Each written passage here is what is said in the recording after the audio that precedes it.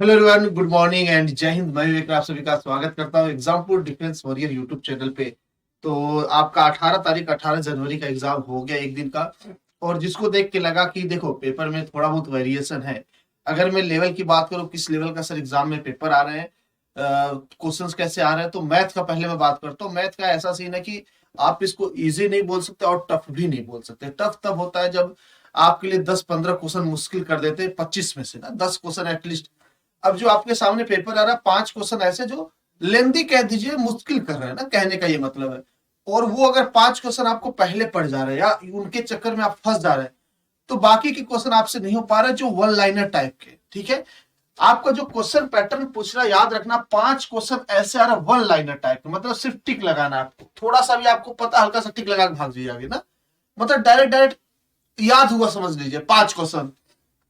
5 question आपके आ रहे हैं बहुत लेंथी, यानी कैलकुलेटिव। मैथ की बात बता रहा हूं, कैलकुलेटिव आ रहा है। ठीक है, फिर उसके बाद 10 क्वेश्चन आपका ये मान के चलिए कि मॉडरेट लेवल है, कोई कर सकता है, अगर थोड़ा सा फॉर्मूला भी याद हो और कैलकुलेशन स्पीड हो, मतलब नॉर्मल कर सकता कोई बच्चा। जैसे आप लोग पढ़ रहे हैं, अगर आप 3 महीने से भी पढ़ना स्टार्ट किए कहीं पे भी, तो अभी आपका काम हो जाएगा 10 क्वेश्चन में। ओके, बाकी जो आपका 5 क्वेश्चन बचता है, ये थोड़ा सा मॉडरेट से हल्का सा ऊपर है, बट टफ नहीं बोलूंगा ना, टफ नहीं, टफ है ही नहीं, टफ नहीं है, कैलकुलेटिव है टफ की जगह। ठीक है, कोई टफ मतलब होता है ना, कुछ ऐसा चीज पूछ दे जिसके बारे में आप सुने ही नहीं है ना, कुछ अंदर की बात कर लिया जिसके जिक्र ही नहीं कभी किया जिंदगी में, वो होता है टफ। अब जैसे क्वेश्चन आपको आ रहा है, आपसे स्टेप वाइज हो जा रहा है, आप बढ़े जा रहे बढ़े जा, वो कैलकुलेटिव होता है। और ऐसे क्वेश्चन आए, जैसे कल सेकंड शिफ्ट में एक आ गया था, डिटर्मिनेंट का क्वेश्चन कैलकुलेटिव दे दिया था। तो ऐसे थोड़े से टाइम टेकिंग वाले एक दो क्वेश्चन बीच में डाल रहे, और एक क्यूब का मैट्रिक्स का भी दे रखा था, मैट्रिक्स का क्यूब करना था, तो मतलब 3 बार मल्टीप्लाई करो, भी 3x3 का था। तो थोड़ा सा एक दो जगह टाइम टेकिंग मामला बन रहा है। ठीक है, तो ये 5 क्वेश्चन वही है। बाकी ये 5 इसको टफ नहीं बोलेंगे, हाँ थोड़ा मॉडरेट से ऊपर बोलेंगे, कैलकुलेटिव ही नहीं बोलेंगे, मतलब ऐसा जिसको आता है वही कर सकता है। ठीक है, जो अच्छे से पढ़ा होगा वही 5 क्वेश्चन कर सकता है। ये वैसा है कि थोड़ा सा टफ ही बोल दिए, मॉडरेट से थोड़ा सा एक्स्ट्रा बोलिए, इसको जो पढ़ा रहेगा वही कर पाएगा। ये जो 5 क्वेश्चन आ रहा है ना, इसके बारे में जो सुना रहेगा वही कर पाएगा, नए बच्चे नहीं ट्राई कर पाएंगे। तो फिर भी आपके पास कितना सेफ स्कोर जाएगा, आप अगर नॉर्मली जा रहे हैं तो आपका 5 और 10 यानी 15 क्वेश्चन तो आपका बनता है किसी कीमत पे। अगर आप कैलकुलेटिव को भी छोड़ दे और कह दीजिए थोड़ा सा जो अच्छे क्वेश्चन आ रहे हैं उनको भी छोड़ देंगे तो भी, यानी मैथ में 15 क्वेश्चन तो आपको करना ही है, इससे नीचे मत जाइएगा। भले पेपर कितना भी लोग बोल रहे हैं टफ है, कोई बोला इजी आ रहा है, तो इतना भी नहीं करना कि 22-23 के अटेम्प्ट के चक्कर में चलेगा निगेटिव लेके, और इतना भी लो नहीं करना कि आप 15 से नीचे आ गए ना। तो 15 से 20 के बीच में रखना अपने आप को बेटा। ठीक है, 15 से 20 के बीच वेरिएशन, ये सही क्वेश्चन की बात करो। ठीक है, करेक्ट, ये नहीं नंबर ऑफ अटेम्प्ट की बात नहीं करा, इतने करेक्ट होने चाहिए आपके। बाकी आप पता चला करने के लिए 20 कर दिया और 8-10 गलत कर दिया, आप बोले थे 20 करके आने के लिए, ये नहीं ना। 15 से 20 करेक्ट, 15, 16, 17, 18 भी करेक्ट चलेगा। ठीक है, पेपर बढ़िया अच्छा है, पहले जैसा नहीं। हाँ, इसके पहले वाला बहुत टफ था, उसके पहले बहुत एयरफोर्स इजी लेता था, अब की बार बहुत बैलेंस किया पेपर से, आप इसमें शिकायत नहीं कर सकता कोई बच्चा एग्जाम देने के बाद। फिजिक्स की बात करें तो फिजिक्स आपका सुबह का पेपर हुआ, उसमें न्यूमेरिकल थोड़े कम थे सेकंड के मुकाबले, सेकंड में न्यूमेरिकल डाल दिया था। ठीक है, तो ये थोड़ा सा वेरिएशन, इंग्लिश का आपको पता लेवल बहुत ज्यादा वेरिएशन नहीं होता है। तो पेपर ओवरऑल जो भी बच्चा पढ़ा है लास्ट के 3 महीना 6 महीना और जो 1 साल से पढ़ रहे हैं, वो सभी निकाल सकते हैं। ठीक है, और वैकेंसी भी ठीक है, बढ़िया है, नंबर ऑफ एप्लीकेंट कम है आपकी बार, और अटेंडेंस भी कम है। किसी सेंटर में ऐसा नहीं कि पूरा फुल बच्चे अटेम्प्ट कर रहे हैं, एग्जाम नहीं जा रहे बहुत सारे बच्चे ना। अब जो भी रीजन हो सकता है उनका नहीं पहुंच पा रहा, ठंडी की वजह से, या किसी किसी का हो सकता है, मतलब बहुत सारे रीजन हो सकते हैं। आधार कार्ड कितने बच्चों का बोल रहे थे आधार कार्ड ही नहीं मिला, एक बच्चा का फोन आया था, कह रहा सर आधार कार्ड नहीं मिला कैसे करे, तो उसको मैं बोला जाओ साइबर कैफे से थंब लगा के निकालो, उसके आसपास साइबर कैफे नहीं, फिर ओटीपी के थ्रू मैं बता डाउनलोड करके ले जाओ, और क्या अब पता नहीं एक्सेप्ट करेगा कि नहीं करेगा, उसकी मर्जी। तो कहने का ये मतलब है कि बहुत सारे रीजन हो सकता है, आई डोंट नो, लेकिन हाँ अटेंडेंस आपका कम चल रहा है। तो ओवरऑल अगर बच्चा जो भी ना, ये समझ लो कि 15 क्वेश्चन प्लस इसमें जा रहा है, 15 आपका मान लीजिए इसमें जा रहा है फिजिक्स में, 10 क्वेश्चन इंग्लिश में प्लस जा रहा है, तो कोई नहीं रोक सकता। ठीक है, तो यहाँ पे इस वीडियो में हम लोग यही बात करेंगे बेटा, सेफ स्कोर क्या है। अब वाई ग्रुप की बात कर लेते हैं। वाई ग्रुप में कोशिश करना आप सभी लोग, रागा में 20 नंबर लाना ही लाना। ठीक है, वाई ग्रुप वाले बच्चे सुन लेंगे आप सभी लोग, आप कोशिश करेंगे रागा में 20 तो किसी कीमत पे कर दे, ठीक है, 20 से ज्यादा रखना बेटा, पेपर टफ नहीं आ रहे। एक दो रीजनिंग के क्वेश्चन जो सिटिंग अरेंजमेंट का एक दो दे देगा, वो थोड़ा सा टाइम टेकिंग हो जाएगा, ठीक है। ये एक दो क्वेश्चन रीजनिंग के टफ दे सकते हैं, अरिथमेटिक का एक दो क्वेश्चन टफ दे सकता है, बाकी जीके जैसा आपका वन लाइनर अगर आता है तो आता है, नहीं आता तो नहीं आता, उसमें कोई टाइम नहीं है। तो रीजनिंग और मैथ के थोड़े से और होते हैं। अब इसमें फायदा ये हो जाता है कि आप जीके जीएस का टाइम जल्दी जल्दी करके यूटिलाइज कर सकते हैं इसमें, और ये मजा एयरफोर्स एक्स ग्रुप में नहीं मिल पाता, ठीक है। तो आपके लिए थोड़ा सा फायदे का सौदा है। तो आप लोग 20 प्लस अपने आप को रखेंगे, और इंग्लिश में मरते मरते भी कोशिश करना 15 तो लाई दो, हालांकि 12 भी तेरे में रहेगा तो भी, लेकिन 15 कोशिश करना बेटा आप लोग, इससे नीचे मत जाना, ठीक है, मेरी बात मान लीजिए। अब बात करते हैं यहाँ पे सेफ स्कोर क्या हो सकता है। Safe score in the sense final selection में क्या क्या बातें हो सकती है ना, ये यहाँ की नहीं कि पहला कट ऑफ निकल गया फिर आप जीडी दे रहे हैं बाद में आउट हो रहे हैं, कोई मतलब ही नहीं, क्योंकि आपको पता पिछली बार भाई साहब कहाँ 30-29 समथिंग था, वहां से 35 के पास ले गया कट ऑफ ना फाइनल वाला, तो अच्छा खासा वेरिएशन था। पिछली बार एप्लीकेंट भी बहुत ज्यादा थे, तो अब की बार भी ये वेरिएशन होगा, लेकिन इतना ज्यादा नहीं होगा। तो अपने आप को कुछ मान के रखना, जैसे कि अगर आप एक्स ग्रुप की तैयारी करें और वाई ग्रुप की करें, अब समझना मेरी बात, अगर आप एक्स ग्रुप की तैयारी करें बेटा, आप टारगेट रखना कैसे भी करके टोटल 40 प्लस लेकर आओ, कैसे भी करके टोटल 40 प्लस, और इंडिविजुअल सब्जेक्ट में 10 प्लस नंबर है, 10 से नीचे मत जाना कैसे भी, 10 से नीचे मत जाना कैसे भी करके। मैथ की बात हो, फिजिक्स की बात हो, इंग्लिश की बात हो, मैथ में 10 प्लस रहे, 11-12 हो जाएगा तो बहुत अच्छा चीज है, 12 रख लेंगे तो और बढ़िया है। मिनिमम अगर नहीं आता उसके लिए बता रहा हूं, ठीक है, जिसको आता हो तो खींचो खींच इसमें मार एकदम तान दो, ग्राफ ऊपर चला जाए।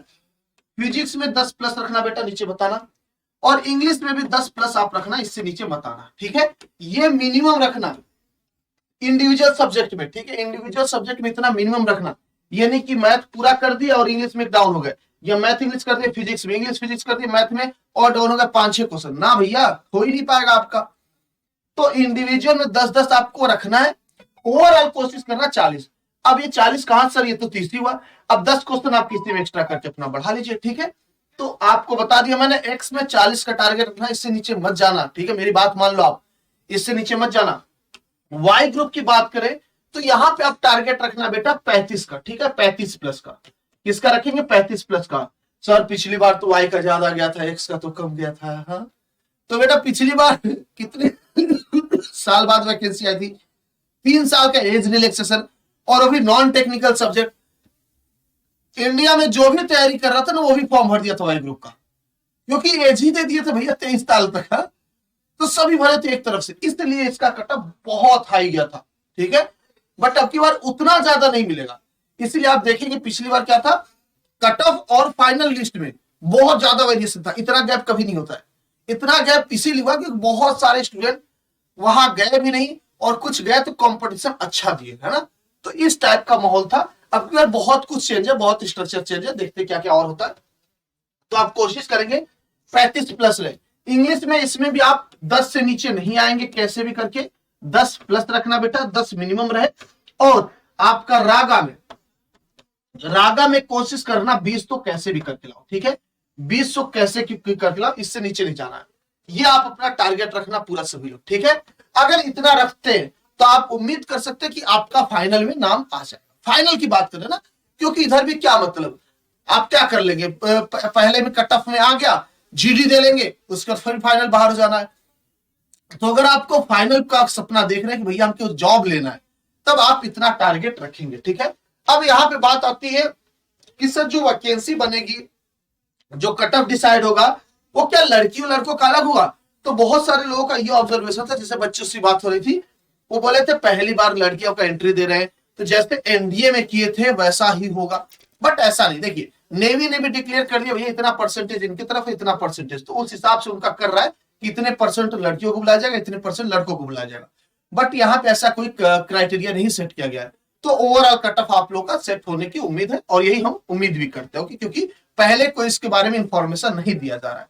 ओके, अब बात आती है नॉर्मलाइजेशन की यहाँ पे, क्योंकि ये भी चीज है कि सर मान लीजिए इतना पा गए, और नॉर्मलाइजेशन में दोनों चीज होता है, नंबर बढ़ता भी घटता भी है। अब ये नंबर बढ़ता घटता कैसे, अब समझिएगा मेरी बात।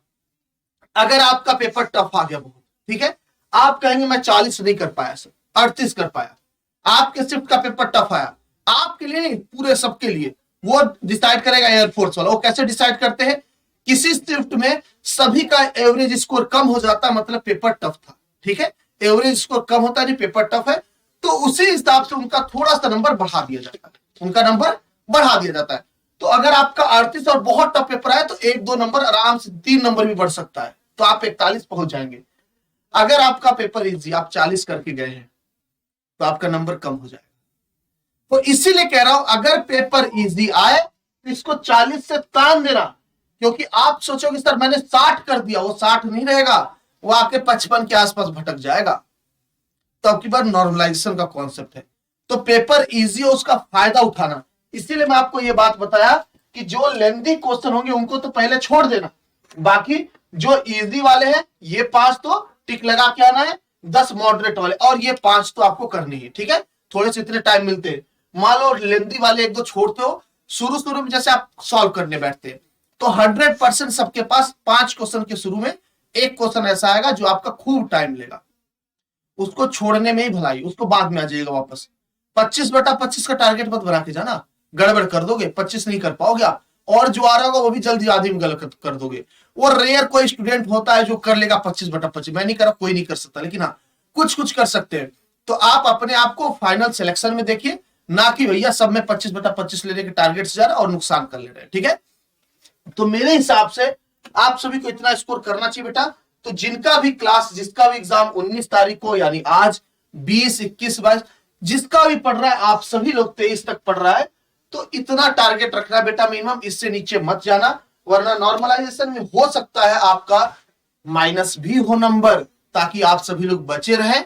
इसलिए मैं आपको ये चीज बता रहा हूं, ओके। मैं कट ऑफ यहां पे नहीं है, कट ऑफ नहीं है, ये फाइनल सिलेक्शन की बात करें, जो देख के लग रहा है, ठीक है, देख के लग रहा है। पेपर को हम टफ नहीं बोल सकते, लेकिन इजी भी नहीं बोल सकते, बढ़िया पेपर है, अच्छा पेपर है, ओके। चलिए, उम्मीद करते हैं आप सभी को अच्छा लगा होगा इन्फॉर्मेशन। अगर अच्छा लगा, आपको लगता है, तो आप कमेंट करके बताएंगे, लेकिन अगर साथ ही साथ आपको लगता है नहीं सर यहाँ पे कुछ बदलाव हो सकता है, यानी कि आपने जो बताया शायद ये सही नहीं, ये सही हो सकता है, तो कमेंट बॉक्स आप लोगों के लिए ओपन है, आप बिल्कुल अपना ओपिनियन दे सकते हो, ओके। और आपका ओपिनियन सुनने के लिए हम खड़ा है हमेशा।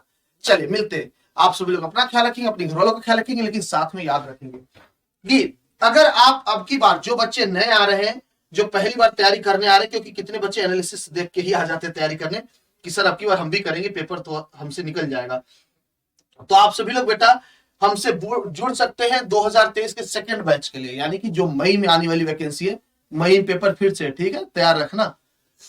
तो मई में वैकेंसी आ रही सुखोई फाउंडेशन, जिसके लिए हम लोग बैच लेकर आए। यहाँ पे हमारा कंप्लीट कंटेंट बैच चलता है, यहाँ पे कंटेंट दिया जाता है, और कंटेंट ऐसा होता है, आप ना कभी भी किसी भी बच्चे एप्लीकेशन से रिव्यू लेना कि मैथ कैसा पढ़ाते, कभी भी किसी से पूछना, और ऐसे बच्चे से पूछना जिसको आता ही नहीं मैथ बिल्कुल भी।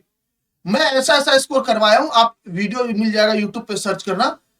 पहले अटेम्प्ट में कोई लड़का 6 नंबर पाता मैथ में, अगले अटेम्प्ट में पाता 21-22, पढ़ाई के पहले जब मैं मुझसे नहीं रहा था 7-8 नंबर, ऐसे बहुत सारे बच्चे ऐसे थे, और अगली बार पाते 21-22 ऐसे हैं, और 25/25 भी दिलवा चुका हूं। तो कहने का मतलब है कि अगर आप जुड़ते, पिछली बार इतना टफ पेपर था, तो फिर भी 23 नंबर हाईएस्ट गया था मेरे स्टूडेंट का। तो कैसा भी पेपर आए, कोई भी आए, आपको बिल्कुल मैथ नहीं आता, आप जुड़ सकते हैं। 100% आपको बताऊंगा कि मैथ में आपको 1% भी तकलीफ नहीं होगी, 1%, क्योंकि आप अगर 1 घंटा मेहनत करते हो तो मैं 2-3 घंटा करता हूं। ये एप्लीकेशन की खासियत, आप लोगों को मैं थोड़ा यूट्यूब पे कम दिखता हूं, क्योंकि मैं ज्यादातर एप्लीकेशन पे एक्टिव रहता हूं, और एप्लीकेशन में सच में जो भी मैं पीडीएफ दिया हूं इंपॉर्टेंट, वो यूट्यूब पे थोड़ा सा नहीं देता हूं।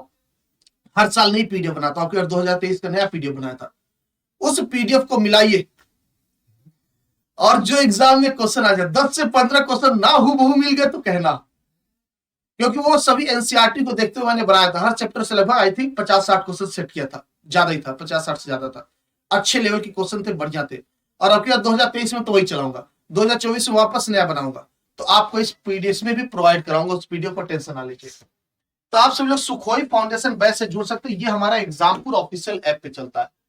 एप्लीकेशन आपको प्ले स्टोर से मिल जाएगा और डिस्क्रिप्शन में मिल जाएगा। इसकी प्राइस जो है वो 2,999, बट अभी फिलहाल ये 60% ऑफ पे चल रहा है। तो आप सभी लोग डिफेंस 60 कोड लगा सर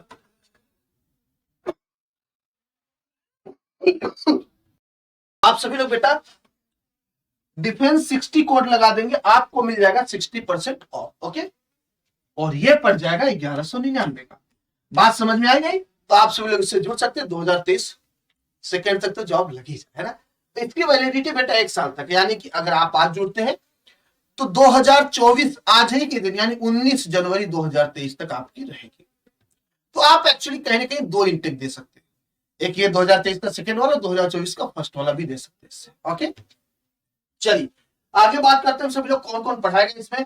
तो मैं आपको दिखाऊंगा यहाँ पे मैथ पढ़ाता हुआ, विवेक सिंह सर आपको दिखेंगे मैथ फिजिक्स पढ़ाते हुए, पूजा मैम आपको दिखेंगे जीके जीएस पढ़ाते हुए, अमन जायसवाल सर आपको मिलेंगे इंग्लिश पढ़ाते हुए, रवि सर मिलेंगे करंट अफेयर के साथ, एरिथमेटिक मैथ जो कि वाई ग्रुप वाला मैथ होता है ये पढ़ाएंगे आपको आकाश सर, रीजनिंग आपको पढ़ाएंगे गौरव सर, और एमए सर आपको पढ़ाएंगे इंग्लिश। यहाँ पे 2 टीचर आपको मिलेंगे इंग्लिश का। ओके, चलिए आगे बात करते हैं हम लोग। यहाँ पे और क्या क्या मिलेगा आपको, लाइव क्लासेस मिलेगा, क्लास पीडीएफ मिलेगा, मॉक टेस्ट मिलेगा, मंथली करंट अफेयर मैगजीन मिलेगा, डाउट सेशन मिलेगा, सब्जेक्ट वाइज स्टडी प्लान और डीपीपी मिलेगा। ठीक है, यानी डेली आपको एक पेपर मिलेगा सॉल्व करने के लिए, कुछ इस पैटर्न पे देखने को मिलता है। क्लासेस आपकी 1 फरवरी से स्टार्ट हो जाएंगी, 26 से आपका डेमो स्टार्ट होगा ना। अभी डेमो नहीं दे रहे, 26 से देंगे। एक दिन या 2 दिन सिर्फ डेमो देंगे, क्योंकि जिसको लेना रहता है वो आ जाता है। वैलिडिटी बेटा 1 साल तक है। आप सभी लोग जुड़ सकते हैं एग्जामपुर ऑफिशियल ऐप डाउनलोड करके। ओके, तो उम्मीद करता हूं आप सभी को अच्छा लगा होगा इन्फॉर्मेशन। कोई भी क्वेरी इससे रिलेटेड तो आप कॉल या व्हाट्सएप कर सकते हैं, बैच से रिलेटेड क्वेरी है तो। चलिए मिलते हैं, आप सभी लोग अपना ख्याल रखेंगे, अपने घर वालों का ख्याल रखेंगे, हंसते रहेंगे, मुस्कुराते रहेंगे। जय हिंद, जय भारत।